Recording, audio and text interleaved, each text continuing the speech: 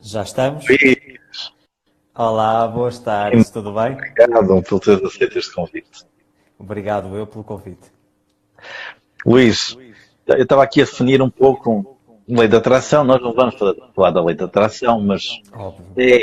é o teu core, no fundo, a tua especialidade é essa, do qual eu tenho um respeito gigante, porque de facto nós somos o que atraímos, não há hipótese, há uma ciência muito grande. Aliás, nós atraímos o que somos. Um bocadinho. Exatamente, sim, é Pronto. isso mesmo, gostei da correção. Agora, a questão que eu te coloco é, tu, Luís, como coach, como é que tu descobriste a força da lei da atração? Pergunto já, só para vermos aqui enquadramento. E depois, como é que tu vives o teu dia a dia? Como é que tu vais buscar maximizar? Na realidade, é como é que tu pões em prática aquilo que tu ensinas com os teus clientes. Precisamente. Conta. Ora bem, primeira coisa, eu acho que o primeiro grande contacto que eu tive, em primeiro lugar, boa tarde a todos que nos estão a assistir, seja Portugal, seja Brasil. Eu acho que o primeiro contacto que eu tive foi cerca de 12 anos de idade. Eu não sabia minimamente o que era aquilo, sabia apenas que tudo aquilo que eu desejava com imensa intensidade, as coisas acabavam por acontecer. E o mais curioso é que normalmente aconteciam aquilo que os outros diziam que era impossível. Ah, tu não consegues, não existem as circunstâncias. E alguma coisa dentro de mim me fazia acreditar e vislumbrar, aí o poder da visualização, a vislumbrar aquela realidade. E as coisas, passo a passo, de uma forma estranhíssima, iam entrando na minha realidade. Então, só mais tarde, e já em 2013, embora o segredo, por exemplo, tenha sido conhecido, ou massivamente conhecido em 2006, foi em Ok. 2013, durante uma fase em que eu estava numa crise existencial tremenda, em que eu comecei a pesquisar sobre física quântica, mecânica quântica, comportamento de partículas e de que forma nós, seres humanos, influenciamos o mundo à nossa volta. Isso para mim era uma coisa estranhíssima. Então quer dizer que tudo o que eu penso, de alguma forma, vai moldando a minha realidade. Tudo aquilo que eu sinto, tudo aquilo que eu digo, tudo aquilo que eu faço. A questão das ações eu acho que não é difícil nós percebermos. Sim. Causa e efeito, não é? Nós temos uma ação e vai causar uma consequência, uma reação. Agora, uma questão interna, aquilo que eu penso, aquilo que eu sinto sobre mim mesmo, sobre o mundo à minha volta, também afeta.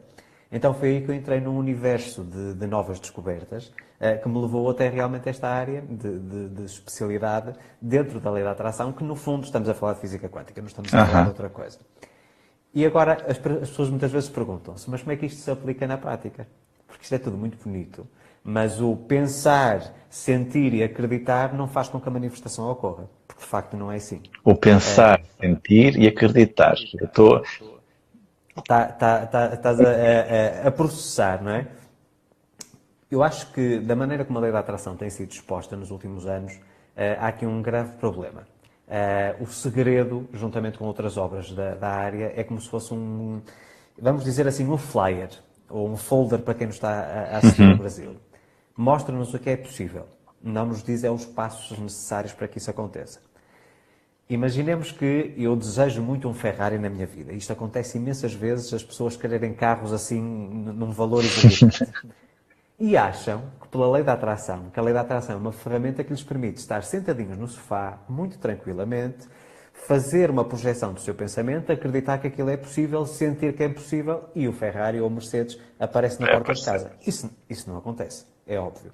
Então, eu acho que um dos meus grandes papéis nestes últimos anos, nesta área que estou ativo, tem sido desmistificar a lei da atração. Não necessariamente ensinar, porque eu acho que as pessoas, no fundo, o Eduardo sabe, todas as pessoas, de uma maneira ou de outra, sabem. Tudo aquilo que elas querem com muita vontade, com muita intensidade e que trabalham diariamente nesse sentido, elas vão conseguir. Isso é uma coisa Exatamente. inevitável, não é? Agora, nós vemos que a lei da atração permeia tudo o que existe. Nós não estamos a falar apenas, por exemplo, na área do coaching. Embora tenha sido a minha formação base, o coaching, para mim, tem um problema. O coaching baseia-se na premissa de onde eu estou, onde eu quero chegar. Ponto A, ponto B. Okay? Eu não acho inválido isso, só que há também aqui uma parte importante que o coaching não valida, ou pelo menos de uma forma extremamente ativa, que é de onde é que eu vim. Porque eu acredito, Eduardo, que se eu não mudar quem eu sou, eu também não vou mudar a minha realidade. Então, É isso todo mesmo. o processo de transformação tem que começar na parte interior. E foi isso que eu fiz. Eu fui a minha principal cobaia nesta história toda. Eu Conta. fui para o Brasil em Agora que 2008. eu estou curioso. Acho que toda a gente está curioso. Boa tarde, Vanessa, e boa tarde a todos que nos estão a assistir. Eu estou aqui, de vez em quando, a dar uma olhada nos comentários. Ora bem, eu tinha uma carreira muito bem sucedida em Portugal em 2007, enquanto estilista. Fazia o Portugal Fashion, a minha marca era vendida em 12 países, portanto, aparentemente ou teoricamente tudo estava perfeito. E houve um convite para eu ir ao Brasil fazer umas reportagens para a principal estação de televisão, a Globo, e foi-me perguntado se eu queria ir diretamente aos estúdios principais ou se tinha preferência para alguma das subsidiárias, vamos dizer assim, não é? E eu disse assim, ora bem, estamos em dezembro, em Portugal está muito frio, vamos aproveitar a fazer umas férias, não é? E escolhi o Nordeste e fomos para o Ceará. E numa bela tarde, na primeira semana foi uma semana de compromissos, muito honestamente eu não me senti muito atraído pela cidade de Fortaleza, achei muito poluída, achei com muita confusão, eu queria era descanso. E na segunda semana fomos para um resort. Coincidia com a data de aniversário do nosso casamento, então aproveitamos, juntamos o útil ao agradável. E, Eduardo, numa daquelas piscinas naturais belíssimas no Nordeste, eu estava ali a repousar com a minha água de coco e tudo isso, e pensei assim, como seria viver assim todos os dias da minha vida? E aquilo foi uma semente que se apoderou de mim de uma forma inexplicável, porque eu não tinha amigos no Brasil, não tinha familiares, não tinha qualquer conhecimento, era a minha primeira viagem ao Brasil. E passado um ano estava a viver lá. Então eu larguei uma carreira muito bem sucedida aqui em Portugal, teoricamente com tudo aquilo que eu precisava, para me sentir uma pessoa de alta performance, e vamos já incluir aqui o tema, mas isto era perante os olhos dos outros, não perante mim. Eu queria ter uma vida mais relaxada, uma vida mais tranquila, onde eu pudesse ter mais tempo para mim, coisa que não acontecia em Portugal. Só que eu entro num processo de desconhecido total. Então eu cheguei ao Brasil, comecei a trabalhar com o têxtil, que era a área que de alguma forma eu dominava, e não gostei nada da experiência. A forma como a indústria trabalha, especialmente no Nordeste, é totalmente diferente daquela que nós trabalhamos aqui na Europa. Então chego lá a um choque. E a partir daí começo aos poucos a afastar-me daquilo que eram as minhas competências base. Que era o estilismo, sim, que era a moda. Exatamente, que era o design de moda. Ao mesmo tempo, eu vejo uma oportunidade. Na altura o mercado imobiliário estava a borbulhar, estava a explodir por todos os lados no Brasil. Então eu disse, ora bem, se eu quero manter este estilo de vida, pelo menos tenho que garantir a minha subsistência. Não é? Então vamos para a imobiliária que eu gostava de dinheiro. E foi o que eu fiz. E tinha uma particularidade. Quando eu trabalhava na área da moda, eu todos os dias tinha que me deslocar de onde eu moro lá, portanto a 25 km de Fortaleza, para a cidade. Então tinha que fazer 50 ou 80 km por dia. Mas o que eu queria era ficar naquele cantinho no paraíso. Para quem nos está a ver, aqui em Portugal, é como se fosse uma Vila Moura do Algarve.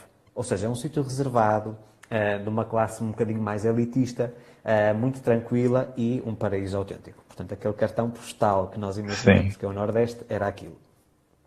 E, portanto, eu tinha com a imobiliária a possibilidade de permanecer nessa freguesia, vamos dizer assim. E eu aceitei. Só que há aí uma particularidade muito grande, que foi, a partir do momento em que eu entrei na área imobiliária, comecei a conhecer o podre do ser humano. Aquela vontade exacerbada de ganhar dinheiro a todo custo, de tentar calcar o outro para chegar aos seus objetivos, isso foi um contacto que eu tive diariamente. E há um acontecimento, que já falei variedíssimas vezes, que me trouxe aquilo que eu chamo o meu despertar, o meu acordar para a vida. Foi basicamente ter feito, portanto, vamos fazer a comparação com o mercado aqui português. Vamos imaginar uma habitação social, portanto, uma casa de baixo custo, para um público-alvo com rendimentos baixos, ou salário mínimo. Eu fui fazer essa viagem, mostrei o apartamento, neste caso uma casa, a essa família, e, Eduardo, pela primeira vez eu vi uma coisa que eu nunca tinha visto em Portugal. Em primeiro lugar, eu fui deparado com uma situação, quando fui levar os clientes a casa, de ver um barraco, literalmente um barraco, chão em terra batida, as pessoas não tinham camas, dormiam em redes, insetos a rodear todo o espaço. Carambas. E quando olhei para os olhos daquela família, que tinha visto a casa que eu lhes fui mostrar, que sinceramente eu não moraria jamais num género de casa daqueles, olhar para aquilo como se fosse um palácio e com uma coisa incrível que eu nunca tinha visto num ser humano: felicidade plena e absoluta. Então aí há aquele baque, aquela explosão dentro de mim, tipo, ora bem, isto não querendo estar aqui a vangloriar, mas para dar aqui um cenário daquilo que era a minha realidade. Eu vivia numa moradia, portanto, para quem está em Portugal, numa casa, 4 suítes, uma piscina enorme, 1000 metros quadrados, em frente a uma praia paradisíaca, tinha um casamento fantástico, uma vida financeira, uma vida na área do dinheiro muito acima da média e não me sentia feliz. Então eu perguntava como é que estas pessoas, a viver de uma forma precária, conseguem ser felizes e eu que tenho aquilo que aparentemente é necessário para ser feliz, não sou.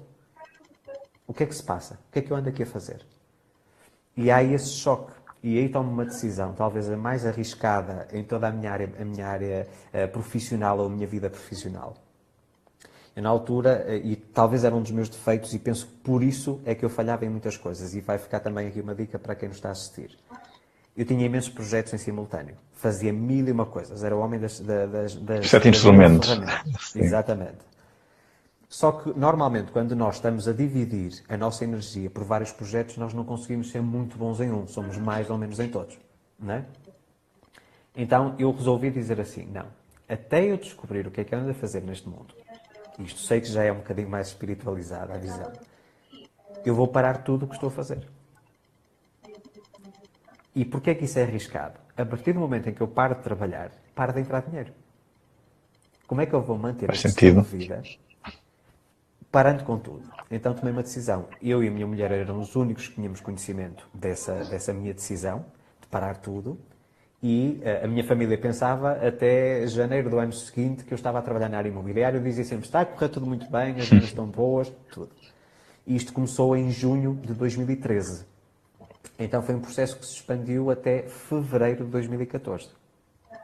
Portanto, foi uma coisa bastante complexa. Foram 8 meses em que eu tentei descobrir quem é o Luís Alves. Quem sou eu? Responder à tal pergunta que muitos de nós passam a vida a tentar responder e não conseguem. Então eu cheguei a algumas conclusões e fui por tentativa e erro, entrando em muitos processos de autoconhecimento. Obviamente fazendo uma triagem entre aquilo que era válido e aquilo que era apenas mais palha, vamos dizer assim. E comecei a descobrir realmente que todos os projetos que eu estava envolvido desde criança eram todos para beneficiar outras pessoas. Ou todos tinham esse propósito ainda que camuflado. Eu tive 10 anos ligado à música em Portugal, dos 12 aos 22. Portanto, lá está, foi esse o primeiro grande contacto que eu tive com a lei da atração. E eu perguntava, para que é que eu faço música? Para que é que eu componho música? Na verdade, aquilo que eu queria era permitir às pessoas mudar o seu estado de humor através das minhas composições. Portanto, esse foi um dos objetivos. Na área da moda, 15 anos ligado à moda. Qual era o meu objetivo com a moda? Dar às pessoas capacidade para terem um mecanismo para aumentarem a sua autoestima. Olharem para o espelho, gostavam daquilo que viam e sentiam-se mais empoderadas, não é? E depois na parte imobiliária, no fundo, também era a mesma coisa. Era permitir às pessoas realizar o sonho da casa própria. Então eu pensei, como é que eu vou fazer isto? De maneira a conseguir, de uma forma assumida e direta, entrar nesta missão, mas que tenha competências técnicas para o fazer. Não é só... Na altura ouvia-se já falar muito no coaching, especialmente no Brasil. Sim. Eu não vou ser mais um coach. Coach de quê? Então, embora a minha formação tenha sido em coaching, eu senti mais validade na minha carreira, ou na minha postura profissional, ser um mentor. Ensinar às pessoas aquilo que eu próprio já tinha conseguido. Embora não quer dizer que isso me trouxesse felicidade. Eu volto aqui a reforçar que eu não me sentia feliz. Mas como a grande maioria das pessoas, Eduardo, pretende alcançar sucesso nos negócios, na área financeira, eu já tinha isso. Então eu disse assim, uma das coisas que eu vou decidir desde já é que eu vou trabalhar nesta área de desenvolvimento pessoal, porém, eu só vou falar daquilo que eu conheço intimamente. Não faz sentido nenhum estar aqui com teorias que eu não ponho em prática na minha vida. E por isso aqui estamos nessa importância. Exatamente. O que é que adianta eu estar aqui a ser um especialista em lei da atração, se depois eu não ponho em prática na minha vida aquilo que ensino? Eu acho que isso é uma coisa totalmente incoerente. Isso é uma demagogia. Precisamente. É uma coisa extremamente complexa nós estarmos aqui a tentar forçar as pessoas ou inspirar as pessoas a fazer algo que depois na prática eu digo assim, ok, eu já debitei, mas isso para mim não me diz nada. Então, no meu processo, e que deu origem depois ao livro Sem Limites, que foi o livro que para mim mudou as regras do jogo. Eu estava à espera que o livro fosse um sucesso, mas não estava à espera que fosse tanto sucesso, muito honestamente. Foi uma surpresa para mim muito agradável. Eu parti dessa premissa. Embora os livros e imensos cursos e formações sobre a lei da atração falem sobre mil e uma técnicas, eu só partilho no livro aquelas que eu ponho em prática diariamente. Técnicas essas que me permitem viver em alta performance. Talvez para mim o viver em alta performance tenha um significado diferente para a maior parte das pessoas. Porquê? Quando eu falo a alguém, vamos dizer uma pessoa ascética, e digo o que é para si viver em alta performance? E a pessoa diz, é alcançar sucesso. Existe muito esta associação. Vago, sim. Para mim, alta performance significa eu poder ter a capacidade, estamos a falar no sentido energético, ou seja, ter energia suficiente para ir fazendo tudo aquilo que eu preciso para alcançar aquilo que eu preciso. Ou aquilo que eu desejo. Para mim, isso é que significa todos os dias viver em alta performance. Estar no meu melhor em todas as áreas da vida e não apenas na área profissional ou na financeira, que são normalmente as duas que as pessoas fazem uma associação. Então, por exemplo, para mim ter uma relação, um casamento saudável, é viver em alta performance. Exatamente. Para mim, cuidar, por exemplo, do meu corpo e do meu espírito é viver em alta performance. E se eu pudesse compilar aqui um bocadinho dos principais hábitos ou rotinas que me permitem estar nesse estado... Tu dirias? Meditação, a primeira. Eu sei que isto é um bocadinho clichê. Já é clichê. Te ia perguntar, antes de falar nos hábitos, quais são os quadrantes que tu vês que a vida deve estar para ser considerada alta performance? Quais são os quadrantes que para ti são fundamentais? Falaste, ok. Posição, família, corpo.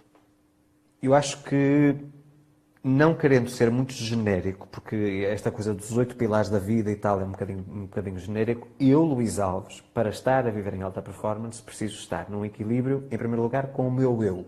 Ou seja, um equilíbrio interior. Eu tenho que me sentir bem com aquilo que sou. E isso inclui a parte de saúde, portanto, a parte orgânica, a parte de física, a atividade física, desporto, porque eu nos últimos 2 anos e meio perdi 30 quilos. E graças a Deus mantenho até hoje. E tinha tentado todas as dietas que pode imaginar. Desde os 12 anos a fazer dieta atrás de dieta e perdia 5, ganhava 7. É sempre aquele efeito bola de neve. Ioiô.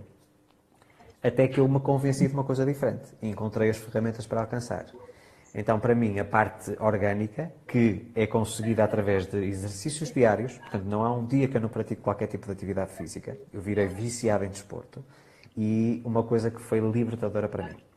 Acho que fiz as pazes com a comida, uma coisa chamada jejum intermitente. Conta, como é que tu fazes o teu jejum intermitente? Existem vários protocolos.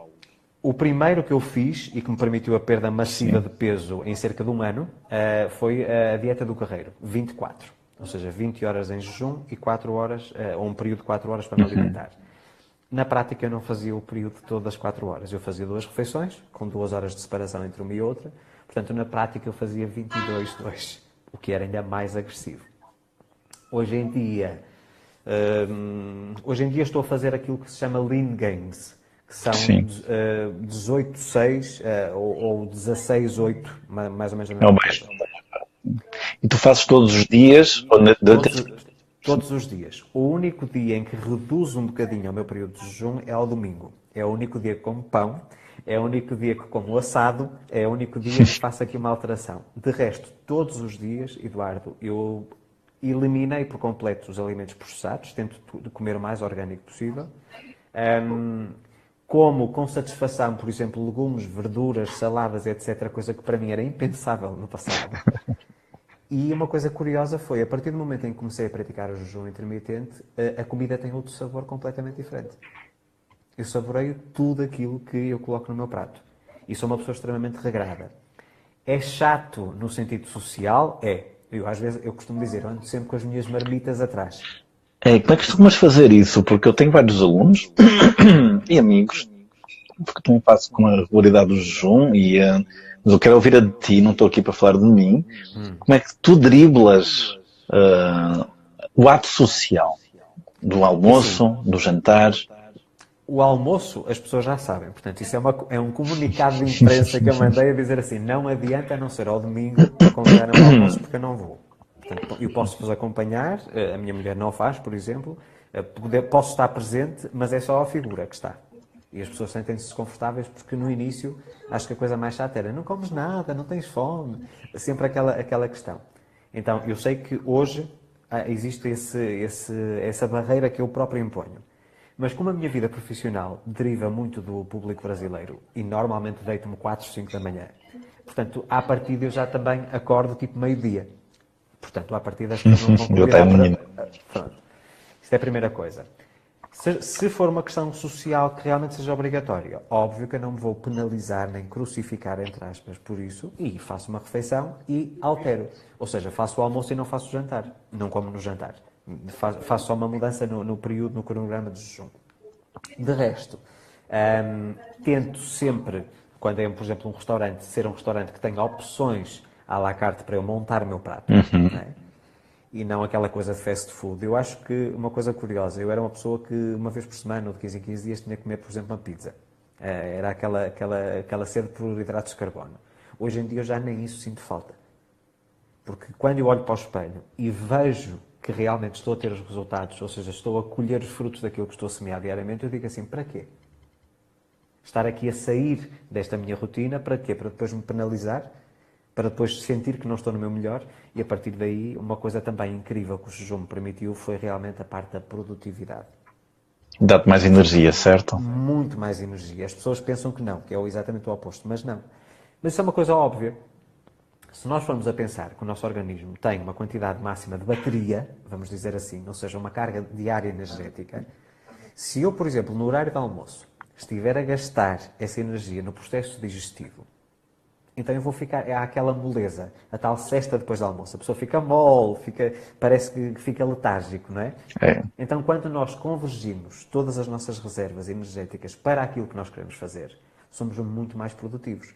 Então, o que é que eu faço? Eu chego, por exemplo, às 6 da noite, faço o meu treino, faço a minha primeira refeição, por exemplo, por volta das 8, depois a segunda por volta das 10, que é o jantar propriamente dito, e depois meia-noite e meia ou uma faço a última. E isso é o meu período tipo. Primeiro, eu estou no período produtivo, que é durante o dia, não é? E chega à noite é o período de alimentação e regeneração celular. Portanto, eu já tenho mentalmente isto muito bem estabelecido. Bem segmentado. E sinto-me muito, muito, muito bem. É realmente, isto é uma coisa incrível. Dentro da parte do equilíbrio físico, a atividade física, portanto, o desporto, que eu alterno entre treino intervalado de alta intensidade, o chamado HIIT, e a musculação, porque eu agora que perdi o peso, agora estou a tentar ganhar massa. Estamos num processo diferente. E é uma coisa progressiva, aprendi a respeitar os meus limites, a escutar o meu próprio corpo. Não é aquilo que está na tabela que o personal trainer diz, tens de fazer isto. Não, eu aprendi a conseguir superar os meus limites, mas dizer assim, ok, eu não vou superar muito mais do que isto porque eu posso estar aqui num processo de hipertrofia, muito bem, crescimento muscular, mas depois vou ter consequências nocivas naquilo que é a minha produtividade dia a dia. Então, eu estou sempre um bocadinho acima daquilo que fiz, por exemplo, no dia de ontem, tento sempre evoluir, progredir, mas não andando aqui, eu não estou a treinar para a competição, portanto, temos que ter calma. E essa parte eu penso que é a principal. Primeiro, estar bem comigo mesmo. Depois, outra área que para mim é importantíssima é a área conjugal. Não no sentido de... Na área conjugal. Conjugal? Ok. Esta seria a minha segunda área prioritária. Na minha relação, Eduardo, existe aqui talvez uma maneira de estar, uma vivência um bocadinho estranha ou diferente da maioria. Eu não gosto de ser igual aos outros, eu gosto de ser único. Único não no sentido de depois dizer, eu sou especial, não. Eu ajusto as coisas conforme aquilo que são as minhas reais necessidades. E a relação que eu tenho é uma relação que é baseada, em primeiro lugar, em respeito mútuo, que é uma coisa fantástica. Depois tenho uma relação com uma pessoa 20 anos mais velha, que não é também muito comum. Portanto, existe uma maior maturidade da parte dela, embora, segundo o que ela própria diz, ela é a adolescente e eu é que sou o velhote. É que tenho as minhas ideias muito quadradas. E o que é que isso me permitiu? Permitiu-me, ao contrário do que acontecia numa relação anterior, antes de conhecer a minha mulher, não estar dependente emocionalmente. Porque eu acredito que, sobretudo, o casamento tem que ser classificado como não uma jornada de vida a dois. Acho que é o principal erro e o principal motivo do insucesso nas relações é o casamento é uma vida a dois. Não, o casamento é uma vida a três. É a minha individual, a do meu parceiro individual e a vida a dois. E este conceito que eu consegui muito bem implementar fez toda a diferença. Então, não só nós somos homem e mulher no sentido físico, no sentido carnal, mas somos parceiros de negócios, acima de tudo. Nós vemos a nossa vida, o nosso casamento como uma empresa que tem que produzir, tem que dar resultados, ano após ano tem que ter mais faturação, vamos dizer assim. Tem que ter mais valias. Exatamente. E, portanto, essa é a parte estrutural. Claro que a parte conjugal também está muito interligada com a parte familiar. É óbvio que a família é muito importante. Mas eu acredito que, no sentido de prioridades, o casamento vem antes da família. Isto porque nós partimos do princípio que o casamento, ou aquilo que é a relação conjugal, é uma relação escolhida por nós. A família foi-nos de alguma forma imposta, não é?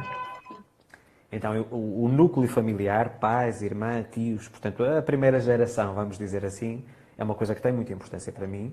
Hoje em dia, por exemplo, tem mais importância ainda por causa dos netos, porque eu não sou pai, mas já sou avô 3 vezes.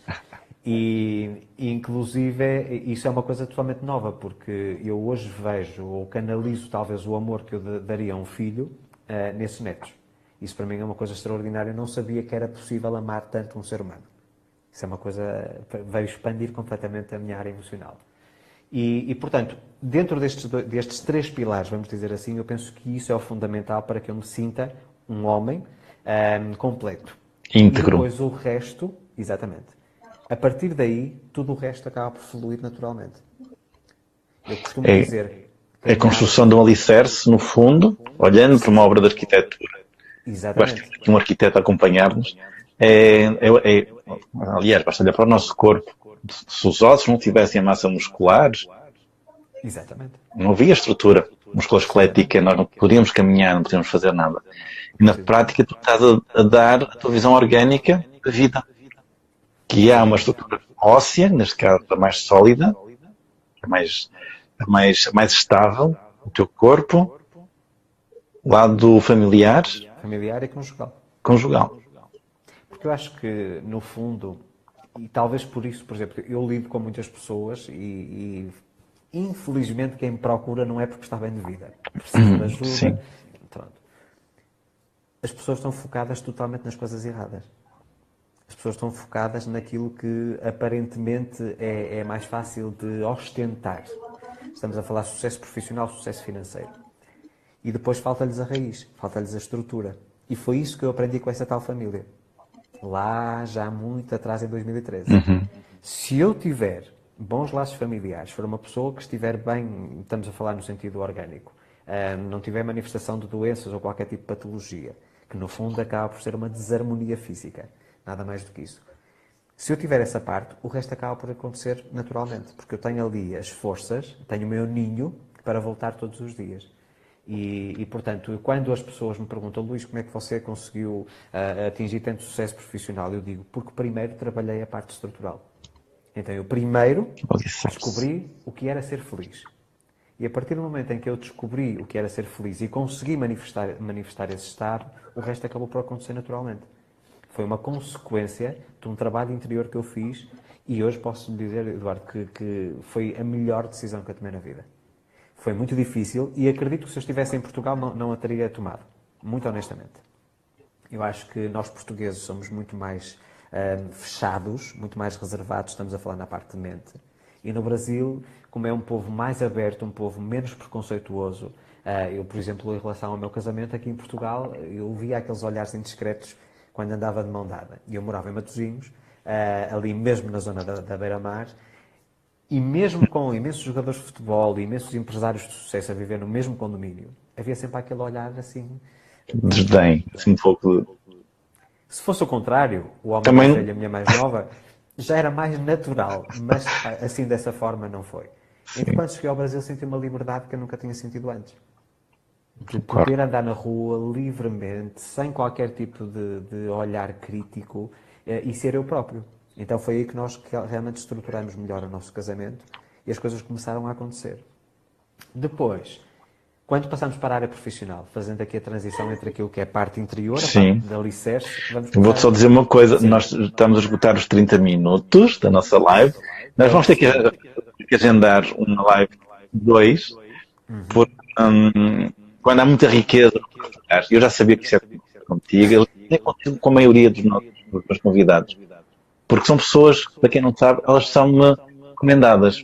Algumas eu conheço pessoalmente, no teu caso não conheço pessoalmente, mas foi um amigo em comum, de facto, és um ídolo para ele e por isso estás aí. Para quem não sabe, eu só falei com o Luís cara a cara, agora. E eu revejo muito em ti também, ou seja, se eu tivesse que falar, se fosse aqui o inverso, eu praticamente iria 99,9% de uma outra forma, porque a nossa visão é muito partilhada nesse sentido. Se calhar é o nosso amigo em comum, daí a ver este paralelismo. Nada acontece por acaso. Eu queria que, para rematarmos nossa conversa, no meu resumo eu tenho aqui os alicerces, a estrutura, que já é muito rico para quem vai ouvir esta meia hora da nossa conversa. Já vai dar pano para mangas para a pessoa poder mudar realmente. Explorar. O resto é uma consequência natural, vibracional. Tu tens alguma frase de empoderamento pessoal que queiras partilhar com quem nos está a ouvir? Quem me acompanha já sabe que isto parece um disco riscado, sempre a repetir. Eu acho que uma das frases, uma das afirmações que eu digo a mim mesmo diariamente e que fez toda a diferença naquilo que são os meus resultados e na forma como eu interpreto tudo o que acontece, é aquilo que me define. Aliás, vamos voltar. Não são as circunstâncias da vida que me definem, mas a forma como eu decido reagir a essas circunstâncias. Então, por mais que eu tenha um desafio gigantesco à minha frente, não é esse desafio que me vai definir. É a forma como eu decido atacá-lo, entre aspas. Eu acho que isso, para mim, fez toda a diferença. Mesmo que o dia esteja de chuva, dizer assim, ok, não está o dia de sol que eu gostaria, até porque eu venho mal habituado do Brasil, não está o dia de sol, o que é que eu posso fazer que seja prazeroso para mim num dia de chuva? Em que as circunstâncias, teoricamente, não são tão favoráveis. Sim. E a partir daí eu costumo dizer, olha, vou experimentar aquela gabardina fantástica que comprei, vamos brincar para a chuva. Então eu acho que, para todos aqueles que nos estão a ver, é fundamental nós termos esse tipo de postura perante a vida. Não deixar que sejam as circunstâncias a definir quem nós somos, mas sempre ter a capacidade que nós temos o poder de decisão, ou seja, o poder de escolher como reagir a essas circunstâncias. E é isso que vai fazer a diferença. Mais nada. Luís, obrigado. Obrigado pela então. Vamos agendar uma nova live e agora vai ser um complemento para a estrutura.